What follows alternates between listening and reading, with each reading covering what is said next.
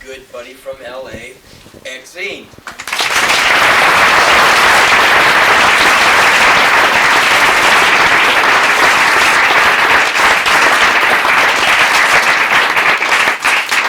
Hello.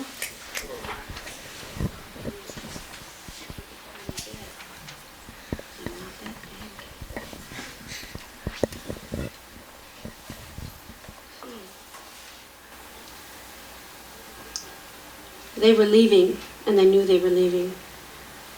They half-filled the trunk in a half-hearted attempt to take only what they loved. And then they stopped and looked at each other, and in their eyes they read, "It doesn't matter what we take." As she slept against the car door, he thought he heard a moaning in his ears. But it was only the wind saying, "You don't know what this is. You don't know what this is." He said, "I hope you are dreaming with the ancients. I hope you feel the distance from here to the stars. I hope you feel that danger is far, far, far behind us." When she woke up in Washington State, she felt quiet and safe. He saved her half a sandwich, and she said it tasted good as she ate. They held hands across the Canadian border.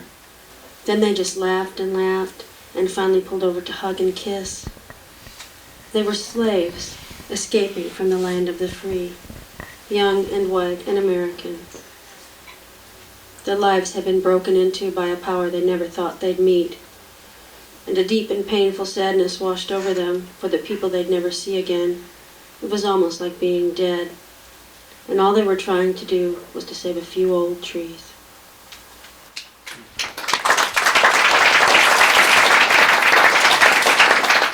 Thank you.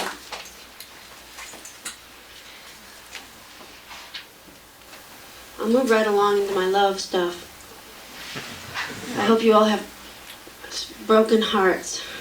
Because if you do, you'll like this a lot. There are things that exist only in limbo. Being in limbo is a lot nicer than people think. A lot nicer than being on earth, and a lot closer to heaven. I prayed when I was lonely. They sent arrows down, and I send arrows back, only hoping one will hit something and explode into an answer. Maybe the arrow point becomes a circle, and the arrow bends and curves, and maybe that's how question marks are born. Maybe it's a new universe being created, or maybe it's the same old third planet from the sun, only it's been taken over by the lovelorn. I prayed when I was lonely. They sent someone down. We exploded this world and made a new one. There's my answer. I'll try not to ask any more questions.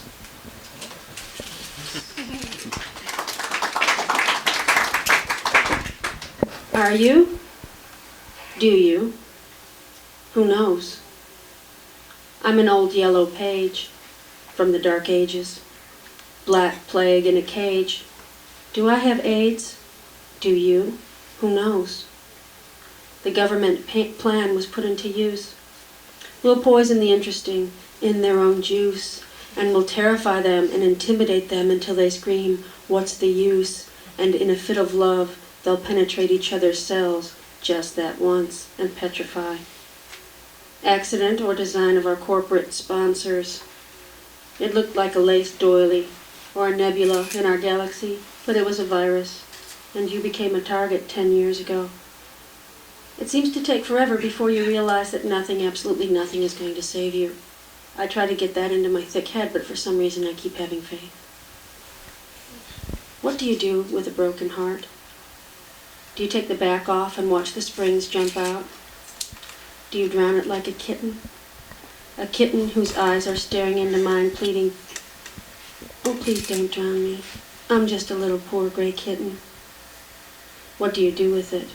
Take it to a landfill, or take it to the Goodwill, or leave it in a cardboard box in a Safeway parking lot so birds can pick at it? Do you get one of those little motel sewing kits and try to stitch it up, only to watch it rip apart 5 minutes later? Do you darn it like a dirty sock, the only one you have left? Should I maybe just hide it in a dumpster like an unwanted baby? I'll tell you what. Here, honey, you take it. Dispose of it properly. Here's a roll of paper towels in case it gets messy. Maybe you can put it in your refrigerator. Or maybe you can keep my broken heart in the freezer, next to yours.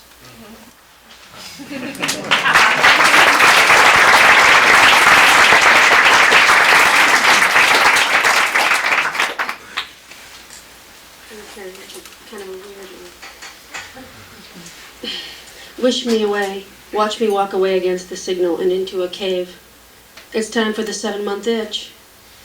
Is it a noose on the back of my neck, or are you tickling me? I used to remember your hand shake quite clearly. Now when I wash dishes, I only recognize my own. Time can stand still forever. Sometimes you grab a moving minute hand and it turns out to be a nail. I'm somebody something all the time. I'm the farm wife who wins the pie baking contest at the state fair, year after year. All the judges agree, mine's the best. What's the wish? Oh yes. Wish me away. Watch me walk away against the light and into a cave. But we can't defy the signals. We obey divine light. There is a Lord of the highway, a saint of insane cases, a patron saint of wives, who all share the same secret. How do our pies taste so good? Because they're baked with forbidden fruit, you fool.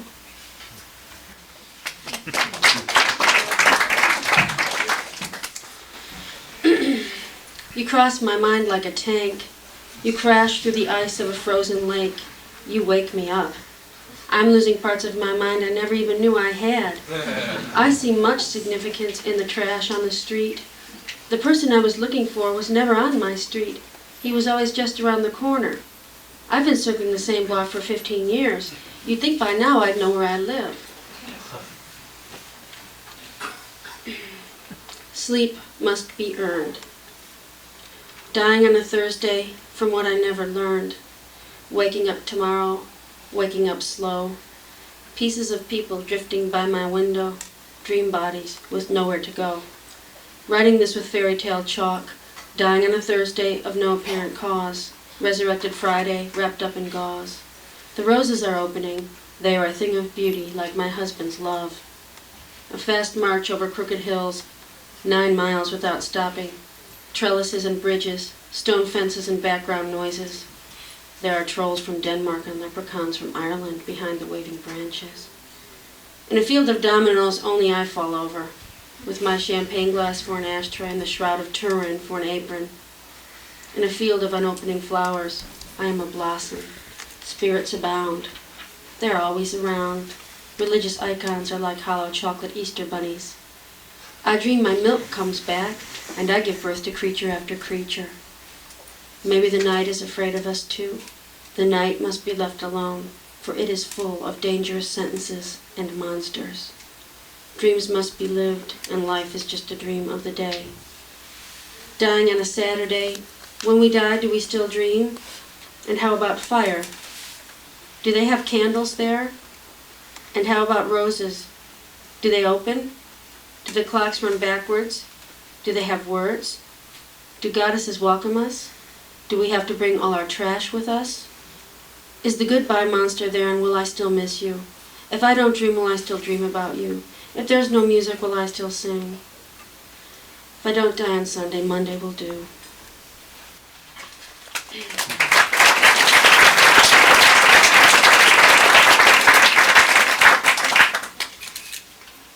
He poured large amounts of pride down the drain.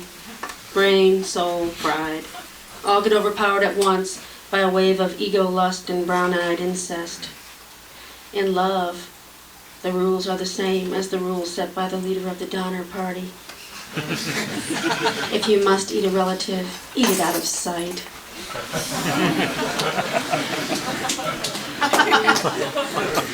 That's right.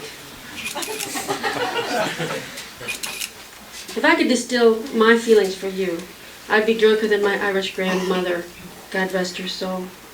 And if I could understand how I feel, I would explode under the weight of my heart. If I had any hope at all, I wouldn't have cried until I couldn't see the future. If I could pour my blood into my hands and wash my feet and dry them with my hair, even Mary Magdalene wouldn't forgive me, God rest her soul. If I could still my heart and steel my nerves and steal you, I'd be sober. Thanks. Now here's I read something, I think it was a couple years ago, this little article on the obituary page. And I wrote this about that. I guess there's some justice because Gordon B. McClendon shot himself in the head. He's the man credited with the creation of Top 40 radio.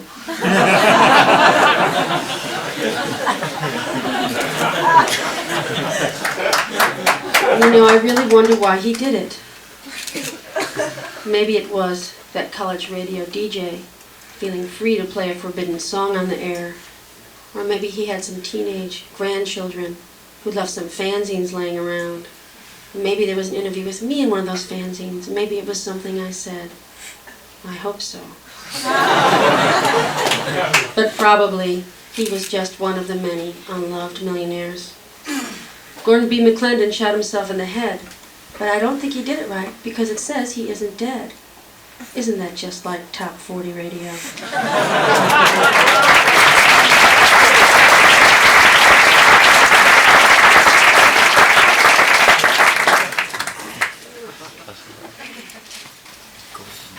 Let me help you this. My friend Lydia Lunch and I did this book on 1982. It came out. And it's been out of print and stuff for a long time. So Henry said, would we like if he did it, reissued it, so he's going to. And which is good, because I haven't looked at it since it came out, because it has so many typographical errors in it. So he says he's going to help us fix those. So that will be very nice. So I'm going to read some of this. It's pretty old. I guess I was on 24-ish, I guess, or 25 when I wrote most of this. Some of it younger. I wish I would stop crying. I wish the wind would stop blowing my hair in my face. I wish my husband would stop hanging out the car door on the freeway. I wish my arms were not tongue-tied with empty promises.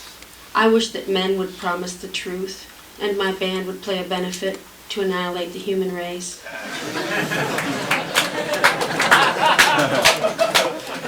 Well, John, I guess that's one benefit we never got together to do. Negligence breeds in beds of contempt, and lamps and night tables fall over. Appearances deceive each other again, and negligees breed babies no one wants. Bird seeds, neglect breeds, glorious weeds, dusty white fields of deep ideas. But sometimes neglect freezes tongues. Ice at night, the sky is rough tonight. Clouds of kicking feet, tangled in canyons of heroes and bums. Parents aren't nice to each other, and their children grow up dumb.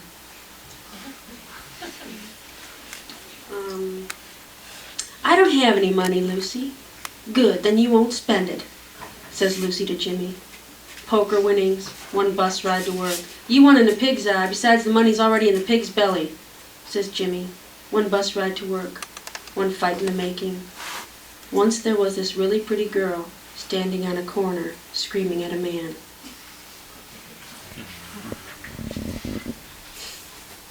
Bums don't bullshit. Bums don't pick up chicks. They say, every dog has its day, die tomorrow or die today. I met one. We estimated it was 3 o'clock by the sun. We were both looking for winter coats. We're the same size. He said I'd get my money's worth because my coat was too big and didn't have any mistakes. I gave him 30 cents. Coats were $3. I didn't have $3. He told me what to look for, but not to tell you or I mess it up for myself.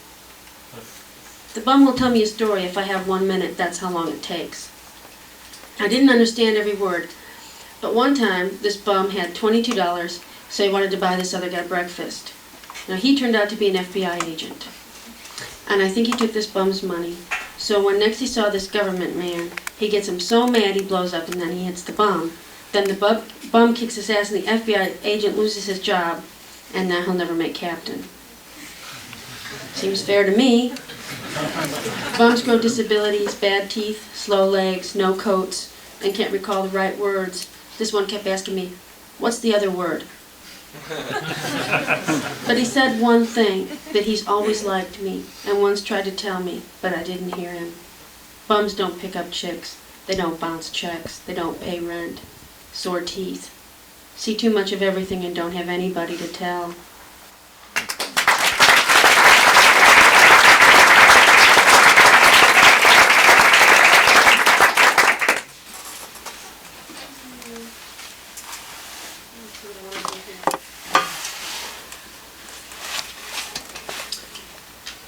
Pretty soon, she'll be going door to door on behalf of the unborn, collecting IUDs from the reluctant, under penalty of the religious law. Soon she'll be going through leftist garbage, sifting through eggshells and coffee grounds, sniffing out the ashes of Old Glory. She'll be on the sidewalk, sign in hand, in front of the record store, scaring retailers into demanding warning stickers. Pretty soon she'll actually be marrying the preacher's son in the church that she lives next door to, the Church of the Nazarene. That's where her soul is. That's how she thinks. I'd like to get her out of there, but she's happy, and it's really none of my business. She calls me, and she's so sweet and innocent. A 20-year-old virgin, typing 90 words a minute in Akron, Ohio. My little sister.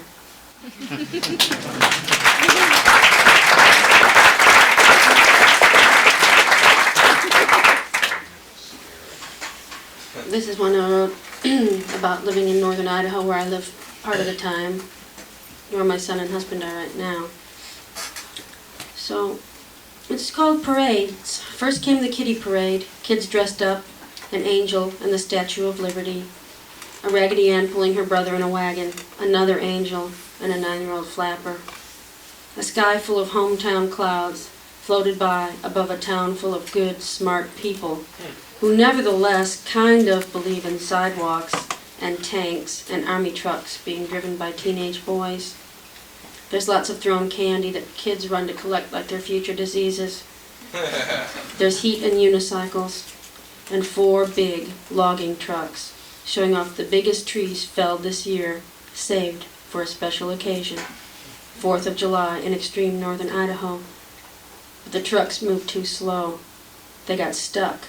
They were held up in front of the toy store for too many minutes, and nobody cheered, and nobody waved. We all just stood there thinking of our kids' futures.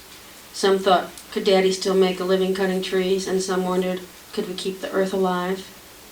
And then the clowns came out of our own childhoods, and we were very glad to wave and smile again, and I was glad to have something to point out to my son. Parades are always strange. I never knew they were so important. Mm-hmm.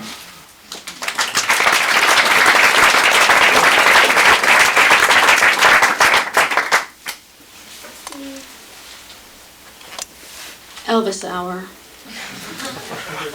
Elvis is on Elvis Hour. He's singing strange, overdramatic, scary renditions. He sounds late 60s Elvis. Elvis sounds like he took some kind of Elvis drug. At one point, Elvis became an Elvis impersonator.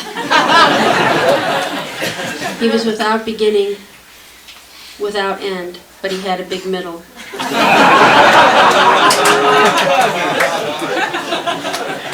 He wore big belts. And when he was good, he wore black. And when he was bad, he wore white. It's Elvis Hour on KRLA. Elvis is in heaven. He's getting eggs from the chickens. Elvis is in heaven. He's standing by the barn. Elvis is in heaven, standing in the yard. He just waved at his mother as she stepped down the porch. Elvis is eating fried chicken with a smile on his face. Now Elvis goes to hell. He has a picture of his daughter in a frame. Lisa Marie is sitting on her horse. And every time Elvis looks at the picture, the horse runs out, and Lisa Marie rides with him out of the frame. Elvis is trapped inside a Las Vegas hotel room. All he wants to see is Lisa Marie's face. Elvis is in hell, watching his own movies. Elvis is a decaying plantation, no longer in the family, a farm repossessed, a bad joke, an international language, a housewife, a grave, a serious image exploding over and over. When Elvis was good, he wore black. When he was bad, he wore white. He was a mixed-up masterpiece. Elvis is on Elvis Hour.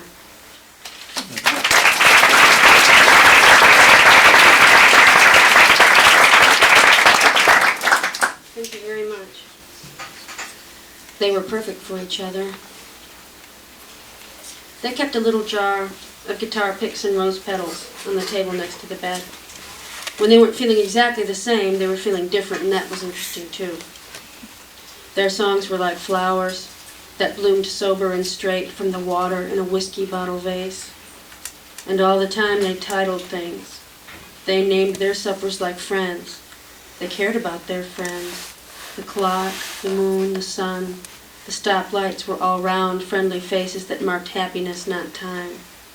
Not the miles, not the minutes, not the hours, not mortality. They were free and they were unopposed.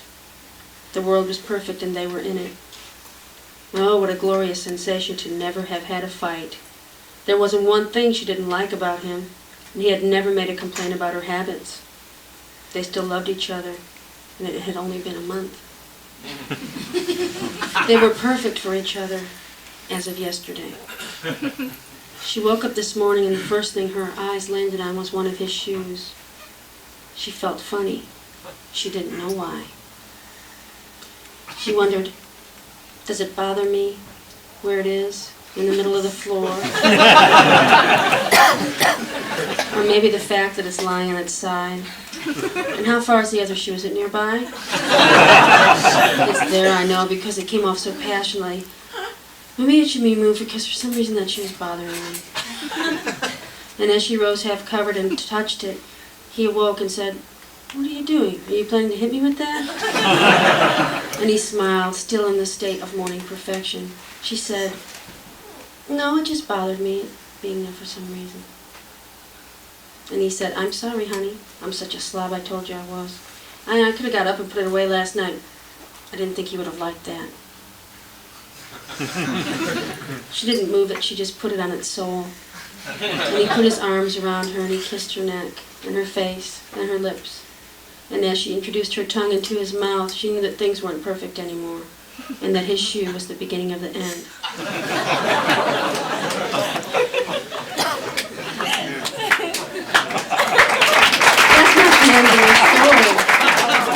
That's not the end of the story.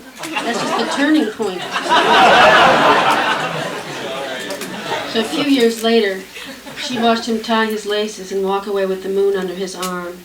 And she cried all day to the rose petals, but they were dead. It was the first time she realized that they had always been dead. And the jar was dead, and the guitar picks were dead, and the air in her apartment was dead air, and her hair was dead, and the pillows were dead, and the sun was brutally, unmercifully alive, and it was ticking like a clock that keeps perfect time. Perfect worlds roll like balls through people's lives. Today it may roll through yours. Tomorrow a perfect world may roll through mine. Oh, what a glorious thing a perfect world is. How happy we can be sometimes, how lucky, how perfect. But how desperately and pathetically sad we can be when our perfect world rolls away. Where are you, little star? Did you see a bit of earth roll by, a ball you shouldn't play with? It belongs to me, and I want it back. Just like a child, I don't want my happiness to end. Just like a child, I won't accept it when it does. And just like a child, I'll get over it. And just like you, I'll find another something somewhere that feels good.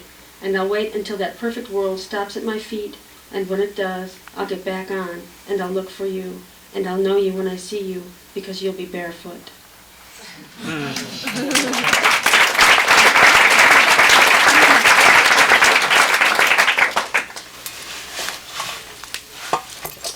This is, to me, kind of how I feel when I'm here in town. Sometimes it gets a little bit, I don't know. Call of the Wild. Hate it when the birds sing at night before the sun comes up. No lead cars rattling their ignitions off. Double dates taking off clothes. Down street from my home, their voices carry to the downstairs dog who starts barking. Call her tomorrow or go inside. Don't stand in the street rehashing your evening. It's bad enough when the sun comes up and the birds start yelling at 6:30. The downstairs dog will get confused and join in. And then the humans next door will push their pedals on cars with too high idles. I could join in by playing Damaged. The police helicopter is on another fishing trip. The birds have shut up. Them and the dates are all calmed down. The dog is in the driveway throwing his dish around. The cops are talking about the one that got away, and I'm glad someone escaped. Thanks. don't have to clap between things if you don't want to. You don't. It's not colored water they're drinking. Tomorrow morning, anvils will be falling on their heads. They are celebrating.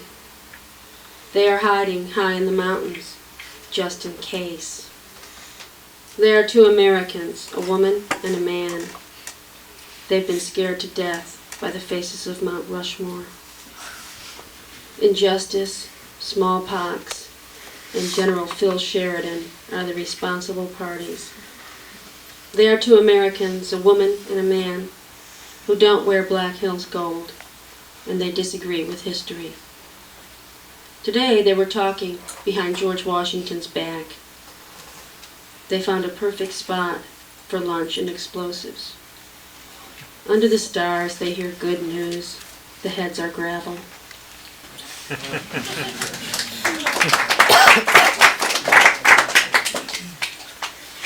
Do you suppose I could get in trouble for that if someone did blow up Mount Rushmore sometime? I only live 50 miles from the Canadian border. I'm like those people in the other thing, you know. I don't want to take too many chances. Anxious hearts make pure mistakes. Anxious shoes fall off one at a time, and they can never be put back on. You can say you were waylaid or delayed, but you can't deny where you were. Now I'm left with a can of worms and a box of saltines. No wonder I feel like dirt and taste like tears. I was lying around in the fog trying to catch my breath. I just keep walking barefoot through history. I leave a trail like everyone else. The things I felt were as real as salt shakers. No wonder you taste like tears. And when the time comes to open my heart again, another can opener will easily be found. And then all the love in my heart will be poured like a can of soup into a very small pot some man somewhere will hold over an old stove's flame. And all the love in my heart will be eaten in the dark with a spoon I'll never see again. And I'll be the hungry one. Anxious hearts and anxious women go hungry, but they feed their men like kings.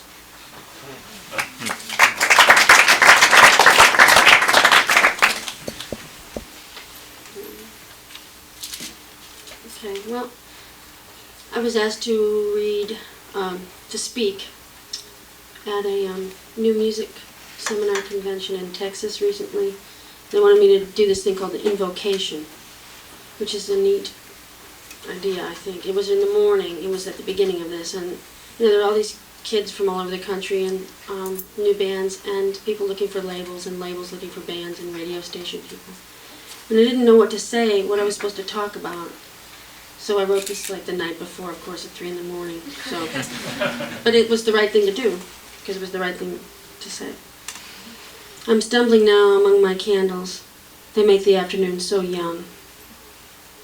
I see with the evening of the day your face is revealed by night. Oh, my dark accomplices, where is our knowledge? The goddess has been hidden, the subconscious ridiculed, inspiration a liability. They say, step into the spotlight. It will feel good, like a shower of silver dollars. Doesn't that seem cold? They have a treasure map of the right frets to play. The synthetic toys they insist you compose on bring no true creation. Some insist you should aspire to drink expensive wine in private, public places, but I would rather eat at a truck stop. I see the greed in the eyes of the unsigned. I see the very young that want to go far. You want to abandon your broken vans and fly. You want the telephone to ring. So do I. I want sorrow to call me so I can write about it. My job is to understand pain and make redemption funny. The record company wants you to write 15 songs so they can pick the best 10. Should I just write the 5 bad ones now and give them to you this afternoon? Words and more words bound by long lost strands of hair. Musicians are crying everywhere. New ones are blooming outside my door. How will they eat? I can make spaghetti. Did you sit at your table last night and dream? Did you push yourself harder than you can imagine? Did you forget what's important? Do you remember why stages are compelling? Do you know what makes a person interesting? It's not fame, it's misfortune. It's reality, not circumvention. The cry in the dark. My dinner races through my veins, nervous, the stage. I don't want to fail. It should be excellence in all things, to move someone to tears with your own words, to move someone to tears using only your hands, to transcend all sorrow using only your eyes, to stand there not moving, no money choreographing around you, to slip slowly into the wings, leaving only confusion in their minds. Yeah, it was a great night, even if no one was there. That's what we have to say to ourselves. The soul is still greater than a controlled mind. And in the end, inspiration is everything. We can create without fear. We need each other. My hands are always available, and because of you, I will always be there. The lure of a cheap escape is near. But you can only pursue one path, really. Folklore, mystery, a great love lost, simple emotion. Don't forsake all that for a top 10 single. That's not life. That's not immortality. That's not fair. We must do great and interesting work, or we weren't here. I want the dead to rise before you and tell you that I'm not lying. I light candles because I live in the dark ages. Your feelings are proverbs and songs. It's an endless world. It's where you belong. Don't put your gift in the garbage so no one can use it. Keep it with you on the stage. Keep the wrapping paper so you can have something to write on. You only have one limitation. You're limited to a lifetime. So don't fuck it up for a better place to sleep. Good night. Thank you.